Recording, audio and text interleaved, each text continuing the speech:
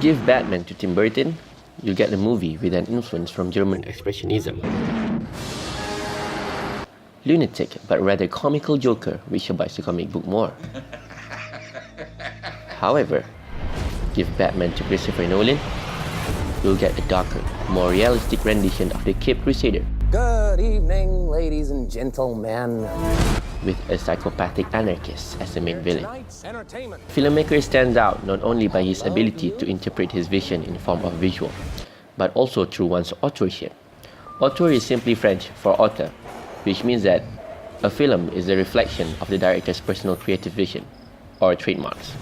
In short, if you watch a certain film or scenes, you will automatically know who directs it. For example, Edgar Wright's visual comedy and Wes Anderson's symmetrical cinematography style. Playing it more local, this trait can also be seen in the godfather of Hong Kong gangster cinema, Johnnie To. His crime thrillers usually feature distinctive similarities, which will tease us the audience about the director without having to wait until the ending credit. First of all, flamboyant gunfights. Johnnie To's favorite weapon is gun. However, rather than making it a commercialized gun-fu scenes, Johnnie To's gunfights are often flamboyant, but the tension are still high. Most of the times, these flamboyant gunfights are essential to aid the storytelling. For example, in Full Time Killer, although it seems pretty dazzling that the final gunfight of Tok and Oh takes place among the fireworks actually caused Tok to suffer from an epileptic attack, the same attack that struck him when he was in the subway. Johnnie To is also fond of using foreign objects to heighten the tension in these gunfights. For example, in Mad Detective, the mirrors add the drama to the scene, as the characters are always cautious to spot between reflections and the real people. In Exile, curtains are used for the same reason, to make the characters extra cautious. In Vengeance, the pile of garbage is used as a shield for our main characters to move forward. The same motive applied in the apartment raid scene in Full Time Killer, where the cops use the shields in the same way as the Greeks' war strategy. In the same scene, O uses a fire hose to distract the cops. Standoffs. Mexican standoff is always a prominent scene in Western cowboy movies. However, Johnnie To managed to fuse this Western element in his Asian movies. Even in the mansion scenes such as Mad Detective, it features a Mexican standoff. This is significant to the story as this is where we learn the truth about these characters.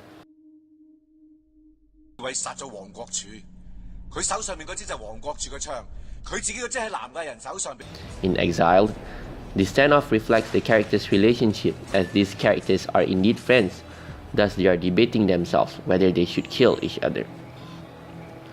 Often, these silent standoffs will be broken with a seemingly casual occurrence. For example, in Exile, the standoff is broken with the sound of a crying baby, which brings all the characters to their senses that one of them is having a normal family. In The Mission, the standoff is broken with a janitor passing by at the center of the standoff, breaking it into a sudden shootout. Low-key lighting. Fincher does it, Aronofsky does it, To does it. Johnnie To is infamous for the noir look he injects in his movies. Even if the scene is during the day, the set is usually not entirely lit.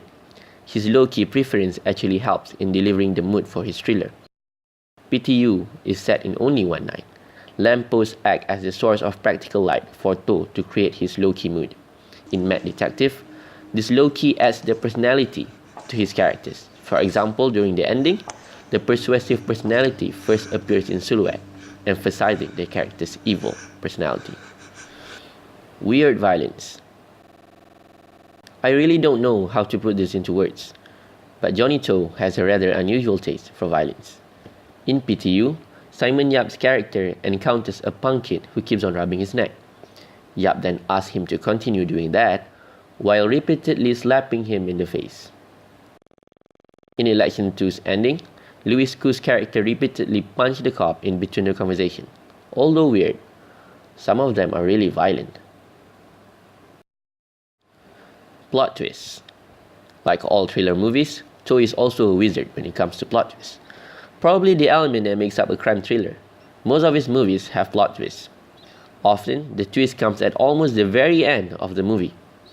Sometimes, To will have two twists. Accident has two twists at the end, the first one being the revelation about the sabotage.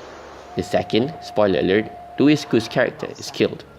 In the first election, which Quentin Tarantino calls as the best film of the year, also has two twists, and the second comes really unexpectedly, just when we think Big D and Lo are combining. Last but not least, ensemble cast. I reserved the obvious one for the last. Lam Swet, Francis Ng, Anthony Wong, Simon Yam, Louis Koo. These are only some of the familiar faces in Johnnie To movies. Although they are of course the top stars in Hong Kong, thus every filmmaker basically has had them once in their movies. But Johnnie To has been reported of saying, "I'm actually very lazy. I'm quite lazy to communicate with new people and reach out to new actors. When I choose an actor, it's normally because of two reasons. One, they have a lot of heart as an actor, and two, they listen to my instructions and are able to imagine what I have in my mind. If I had to re-establish this sort of relationship every time I met a new actor, it would take a lot of time to make this relationship grow, which is the reason why I like to go back to the people I've worked with before and can trust. Also, the other point is that I just think they are very good actors."